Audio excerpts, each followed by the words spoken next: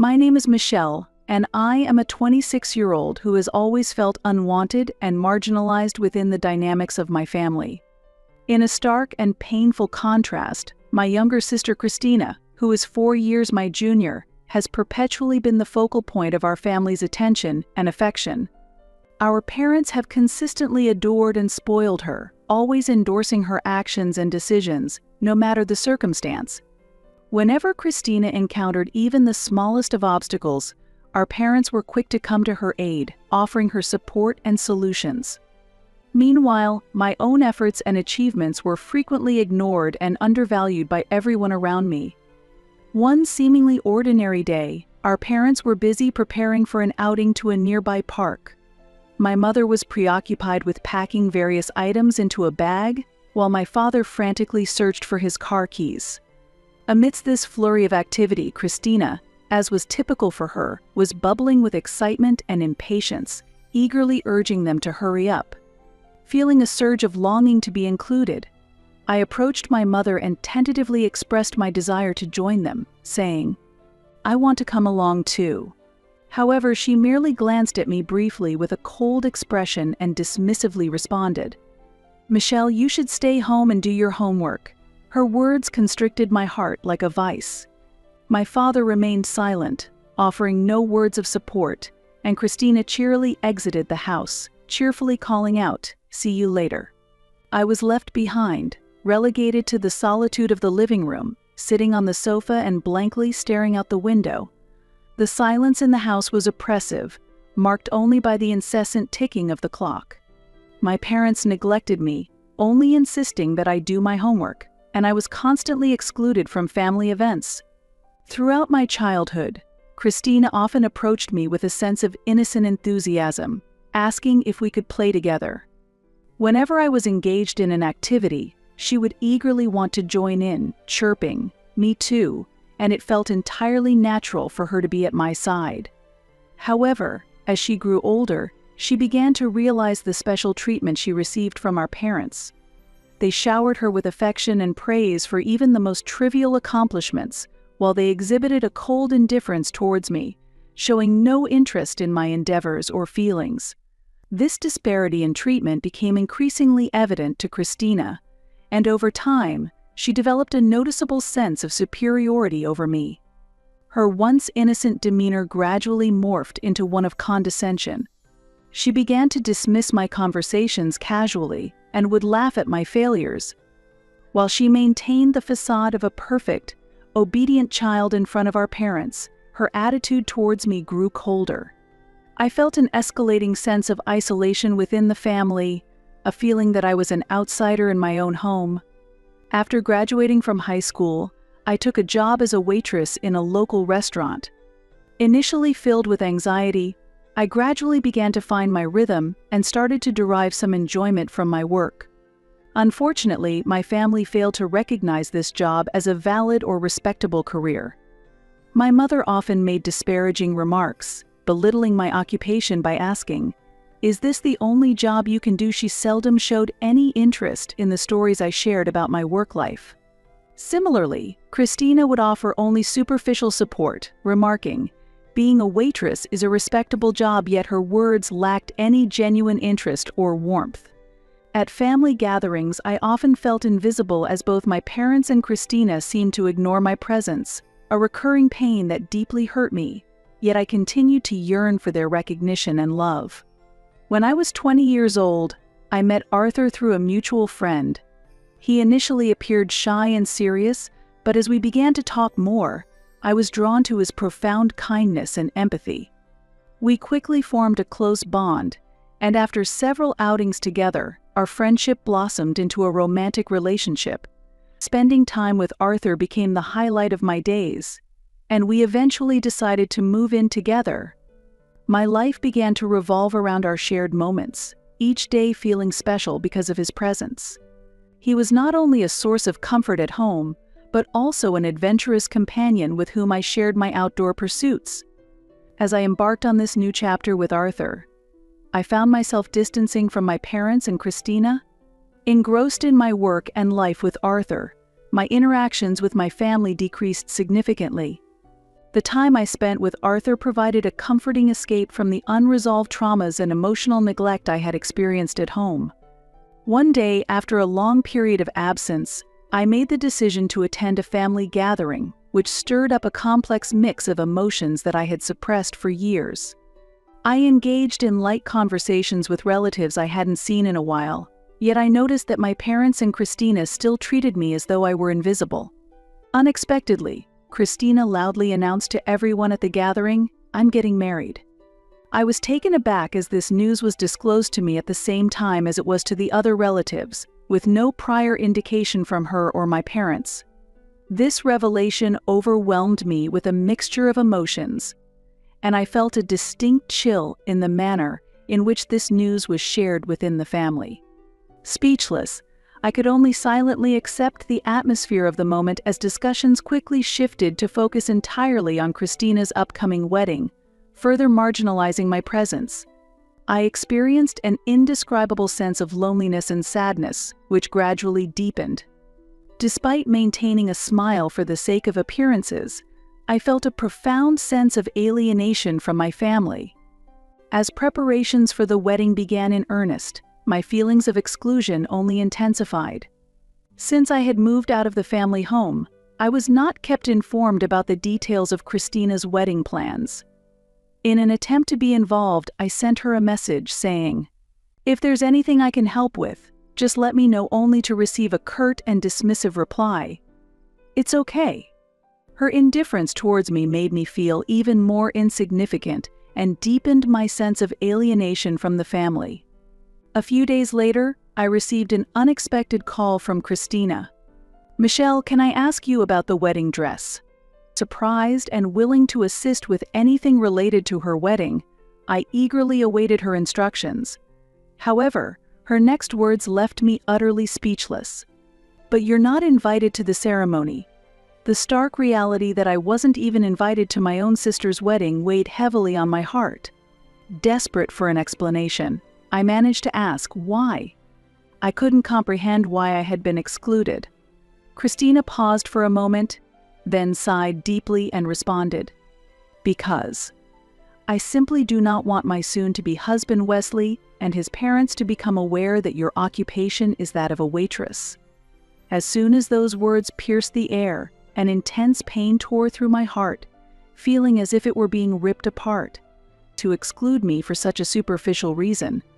My voice trembled with a mixture of disbelief and hurt, but Christina responded with a chilling indifference. "That's just the way it is. If you truly cared about my happiness, you would understand, wouldn't you?" I stood there, utterly stunned.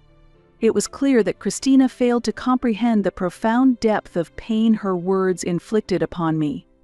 She seemed oblivious to how deeply wounded I was, a hurt that extended far beyond what she could possibly imagine. "Have you ever even considered my feelings? Please think about me as well." At this, Christina's voice grew louder. I was momentarily taken aback and involuntarily swallowed my next words, fully aware of how significantly she prioritized her own status above all else. "Fine, I'll email you the details about the dress," she remarked dismissively before unilaterally ending the call. At that moment, a constricting tightness enveloped my chest. A tumultuous blend of anger and sadness churned within me, leaving me grappling with a whirlwind of emotions. I had never envisioned that not being invited to my sister's wedding could inflict such profound pain. I resolved to compose myself and discuss this matter with our parents.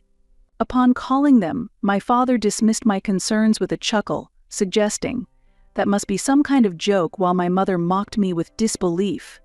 Christina would never say such a thing. These words nearly shattered my heart. They didn't believe a single word I said. This interaction only served to reaffirm the extent of my alienation within my own family, and a profound sense of disappointment washed over me. Unable to endure the cold treatment from my family any longer, I returned to the sanctuary of my home, where Arthur was seated on the sofa. He could instantly tell something was amiss and quietly inquired, "What happened?" I chose not to force a smile and instead opened up about everything: the wedding, the disheartening conversation with our parents, and the deep-seated feelings of alienation I had endured. As I concluded my recount, tears were threatening to spill. Arthur listened intently in silence. After a reflective pause, he sighed deeply and began to disclose something unexpected. "Actually, there's something I need to tell you. I've been secretly working as Christina's wedding planner." His revelation left me wide-eyed, a complex mixture of surprise and suspicion rendering me momentarily speechless. "Why didn't you tell me sooner?" I managed to stammer out. Arthur's expression twisted slightly in discomfort. "I knew you had distanced yourself from your parents and Christina, and considering that, I opted to remain silent. I was aware of how this situation could affect you." His words elicited mixed feelings in me. Although I appreciated that Arthur was being considerate of my emotions, a part of me wished he had clued me in sooner about how isolated I had become within my family. "But Christina asked about the dress, didn't she?"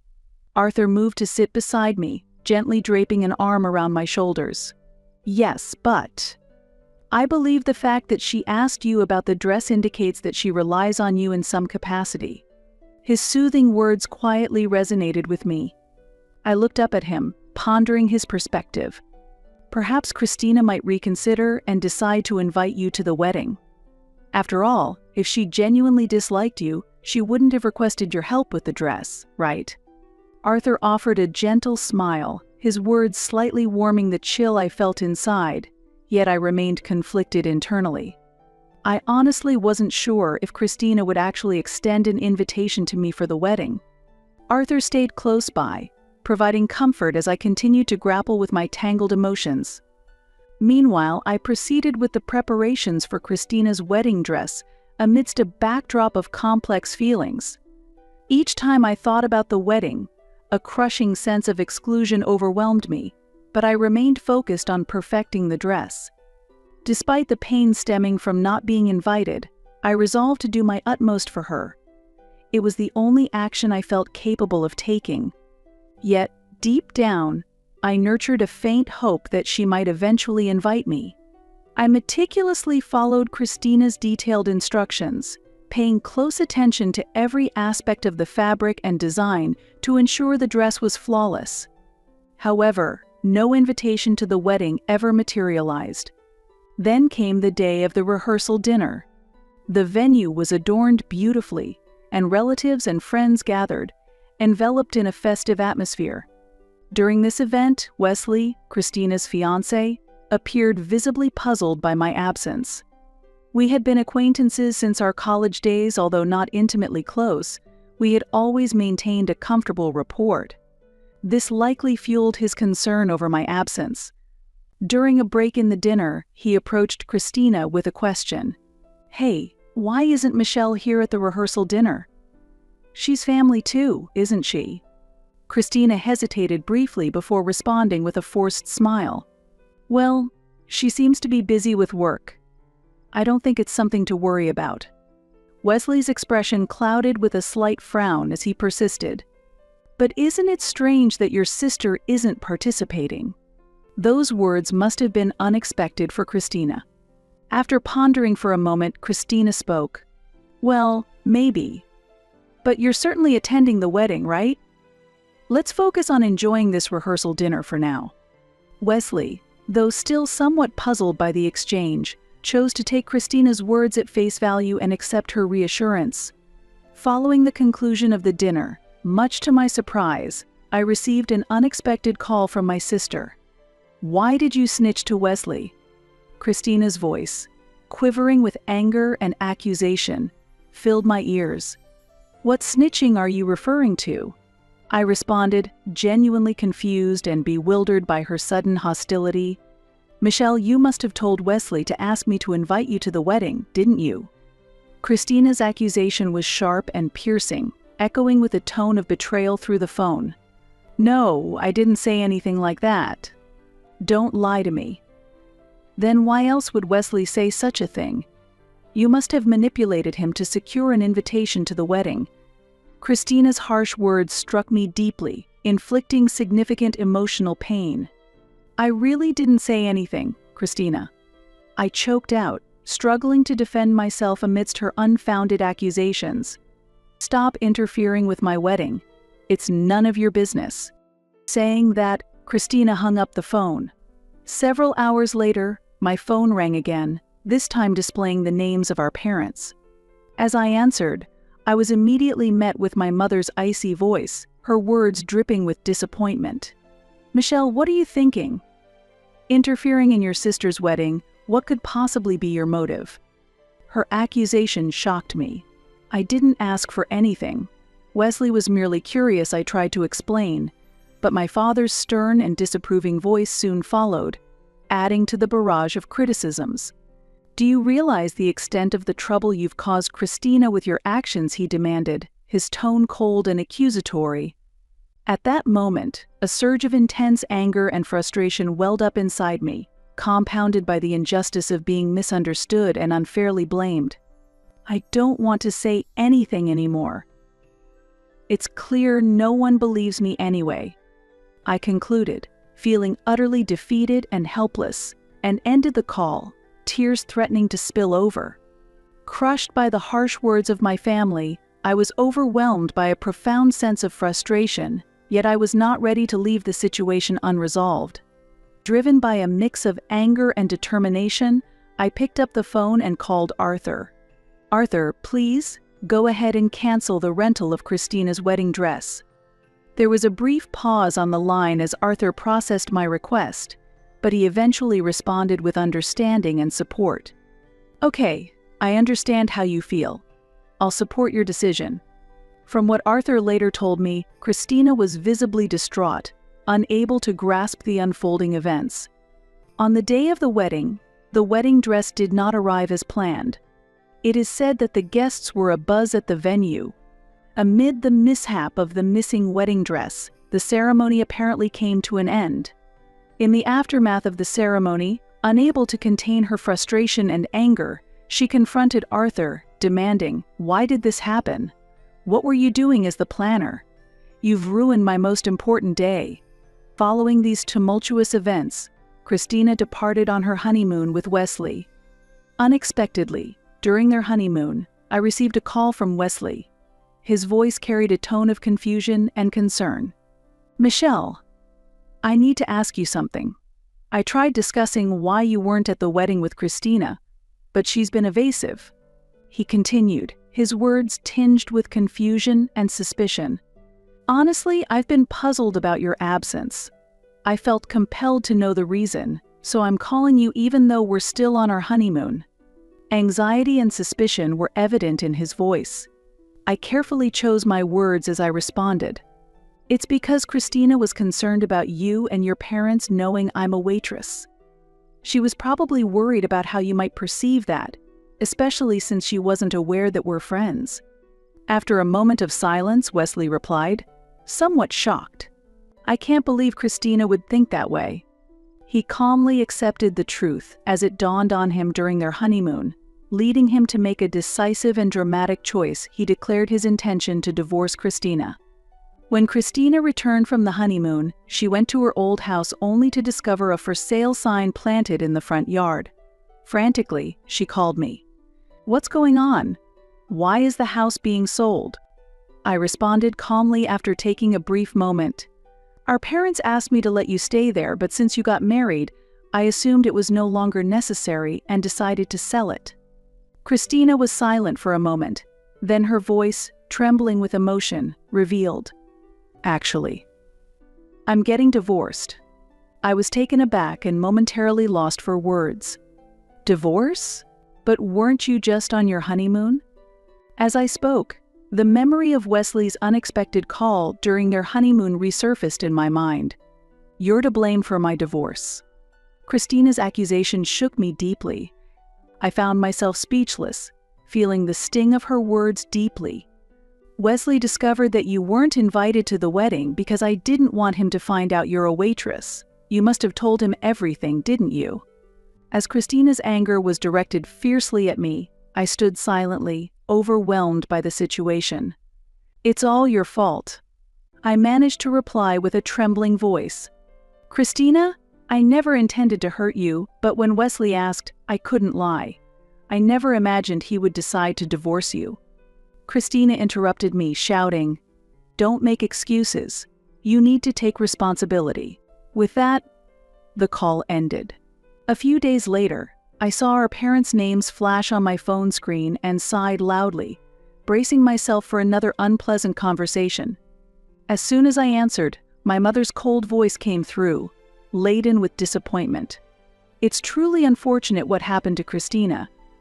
You instigated this by telling Wesley, didn't you? What a terrible sister you are." My father chimed in, echoing her sentiments. "You always do this. You never think about the family.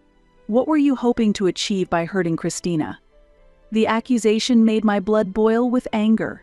I retorted sharply, "You're never going to believe me anyway. You act as if I'm entirely to blame for Christina's hurt, but you understand nothing at all." After a brief silence, my mother sighed. "You really lack compassion for your family." I couldn't help but respond with a cold, bitter laugh. "Me? Lacking compassion? Are you implying that you have ever shown any compassion towards me?" Silence fell on the other end of the line before I continued in a frosty tone. "We're not even a family. I don't care what happens to Christina anymore." With those final words, I hung up the phone, resolute in my decision to no longer involve myself with Christina. However, Christina didn't cease her efforts to target me. She began to denounce me on social media, posting daily claims that my divorce is all because of my sister, directly blaming me for the collapse of her marriage. Her posts escalated each day, turning into attacks not just on me but also on our family and friends. One day at work, Christina burst into the store where I was working at. Upon spotting me, she immediately raised her voice, startling everyone around. "You've ruined my life." As she stormed towards me, yelling, my coworkers watched in shock. Ignoring the bystanders, Christina pointed accusingly at me and shouted, "You caused my divorce by telling Wesley." Her voice reverberated throughout the store. Struggling to maintain my composure, I attempted to calm the situation. "Christina, please stop this here." But her anger was unrelenting, and she continued to loudly berate me, causing discomfort among the customers. Christina's behavior had spiraled completely out of control, forcing me to call security to handle the escalating situation. On another occasion, she barged into my home, shoving me aside and beginning to smash items inside. I quickly grabbed my cell phone and recorded her aggressive behavior. Christina's harassment persisted. She filled my mailbox with threatening letters and vandalized my door with horrible graffiti. Each morning, I was greeted with hateful words like traitor and worst sister scrawled across my door. The intensity of the messages in the letters escalated, with phrases like "You've caused me to lose everything," and "I will never forgive you." Initially, I tried to dismiss her actions, but as neighbors began to express their concern, asking, "Have you seen the woman causing a scene outside your house? Are you okay?" the situation started to take a significant mental toll on me. I never anticipated Christina's obsession would reach such an extreme. Reaching my breaking point, I consulted with Arthur and decided to take legal action. We spoke with a lawyer and filed a lawsuit to stop her behavior, which was clearly identified as violent harassment and stalking. The evidence I had collected was compelling, clearly documenting Christina's series of harassing actions against me. After several months, the court issued its verdict. Christina received a suspended sentence of 1 year with mandatory counseling, and a restraining order was issued to prevent her from approaching me again, providing me with legal protection from further harassment. This verdict brought a significant sense of relief, as it finally restored some peace to my life. Nevertheless, Christina's actions didn't cease there. She filed a civil lawsuit against me, seeking damages under the pretext that I had caused her harm. I consulted with my lawyer again and decided to propose a settlement to avoid a prolonged court battle. Eventually, Christina reluctantly agreed to settle after our parents persuaded her, arguing, "Making a bigger issue out of this serves no purpose. It's better for you to step back now." Christina remained dissatisfied to the end, muttering resentfully, "It's all her fault." After the settlement, now legally protected, I gradually began to reclaim a sense of normalcy in my life. Whenever I felt anxious, Arthur was there to provide comfort and support. While the scars from the past events may never completely vanish with Arthur's steady presence, I no longer live in fear and am able to enjoy a peaceful daily life. We moved to a new city, severing ties with my family and the past, and embarked on a fresh start with Arthur. Each morning, we would sit together, sipping coffee and discussing our plans for the day. These simple, everyday routines became my greatest source of happiness. "From now on, let's walk forward together," Arthur would say, gently holding my hand. The warmth of his touch permeated through to my heart, soothing the residual pain. Although the shadows of the past lingered, I was no longer alone. With Arthur by my side, I found the courage to step into a new future.